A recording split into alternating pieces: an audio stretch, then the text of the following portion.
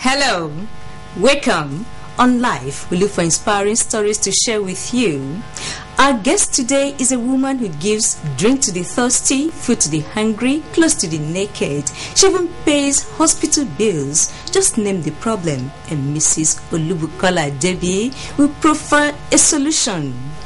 My name is Chioma Okpara. Let's meet our guest. Bukola Adebi was born into an average family. She's the last of 5 children. It was fun having some big brothers and a big sister pushing you around. I can imagine if the next 2 to me were boys. So I grew up learning to fight for myself, play football, climb trees. Good education was a top priority for her parents. We went to the best of schools we could afford, which was one of the key things that happened in my background, that made my life what it is today. She studied management and accounting at Obafemi Awolowo University, but a part of her loved arts to bits. I enjoyed drama, I enjoyed dance. I started a traditional dance ministry with a couple of friends. Then a defining moment came. In university, I discovered purpose, because I discovered that you meet somebody looking moody or depressed and all that, and you're wondering what's wrong with you. And the person, by the time you finish sharing with this person, you discover that what's challenging the person is something you can actually solve. Despite the fact that she had a comfortable background, she says she loved to do business in order to always have money. I've always been the type that likes buying and selling. When I'm going to school, even though I was in private schools and all that, I will pluck mango in my bag, cashews, different. When I get to school, I'll sell it too. So when I entered university, one of the reasons why I had, to an extent, was not only because I had senior ones supporting, apart from my parents. I was always selling. I remember when I was in my final year, was it part 3 or I think it was my final year, I was selling shower caps, and I was making good profit. So I was always thinking of an idea to get more that I can now use to. I wasn't the type that liked fashion or liked, you understand. I wasn't a flamboyant type at all. So what were you doing with your money? That is it. I share. I remember in my final year, I had some people that were living on me. She graduated from the university in 2002, but couldn't go for the National Youth Service Program until 2004. The 2-year waiting period wasn't a time to idle away. I worked partially somewhere in Ibadan. Then from Ibadan, I came to Lagos and got a job in VI. I was enjoying myself. There was a car, there was a driver, I was well paid. At that time, for somebody that did not even have a result. And I let go of the job in January 2003. I started my own business, personal business, February 2003. And what was I into? Definitely buying and selling. I was into supplies. I was equally selling, GSM phones to individuals. Then I started marketing cooperatives. In less than 6 months, I had a turnover of almost 2 million. Bukola says she couldn't continue in that thriving business because a greater passion took control of her.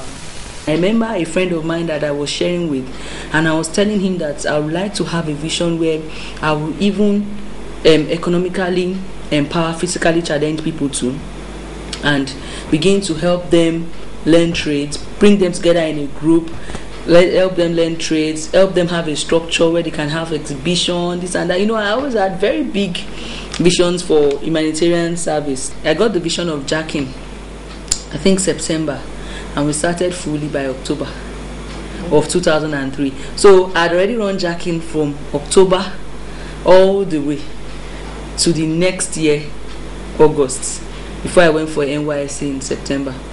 She was posted to Zamfara State for the National Youth Service.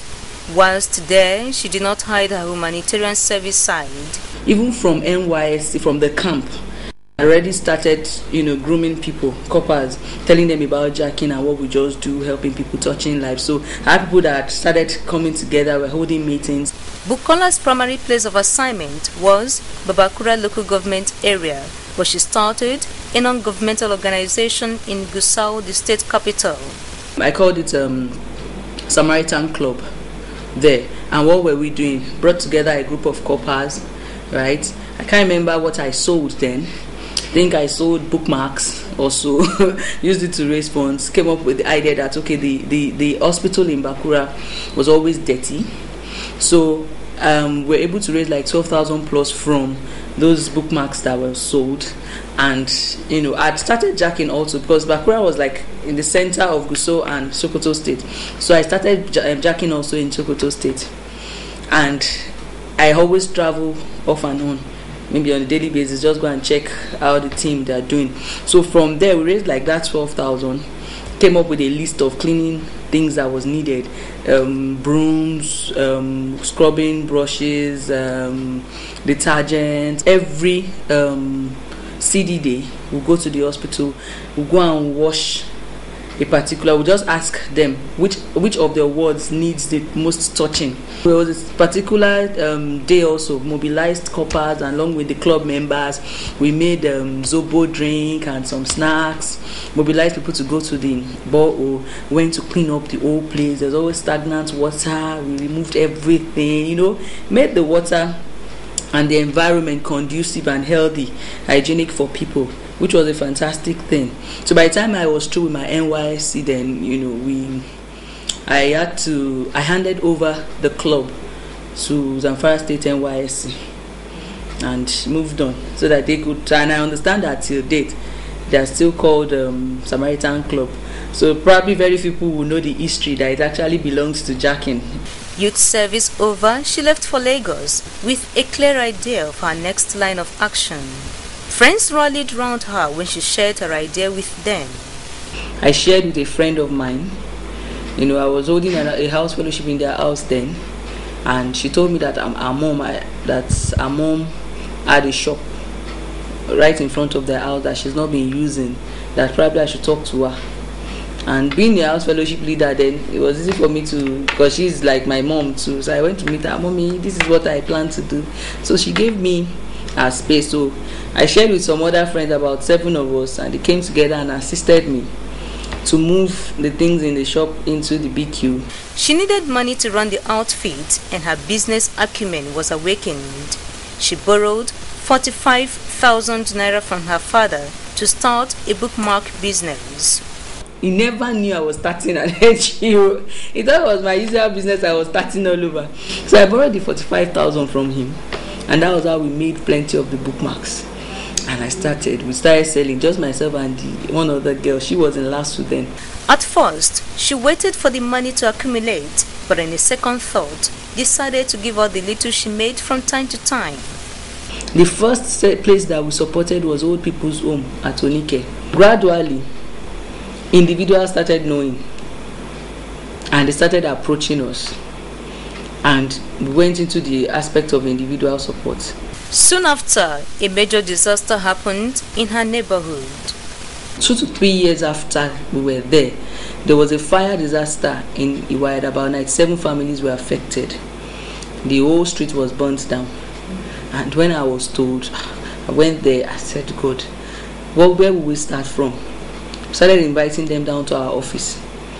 Got some friends that already knew what I was doing. Then I was through my NYC, so more people started knowing what I do, and we made letters and started distributing around the community. Went to all the other eyebrow areas around. I started telling them to give us clothes, sensitizing them about the incidents and telling them about jacking, that they could give us used items.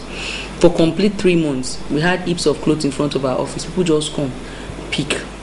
Then we started interviewing each family to assess what did they lose. So when we were through for those few months, we now found out that most of them were trying to restart their lives, but it was difficult because they were squatting and they could not even get. Some of them still share stove, share pots, share this, share buckets, their children, school fees and everything. They still have to think about school items for their children. So all those other fundamental things was like a major punishment to them.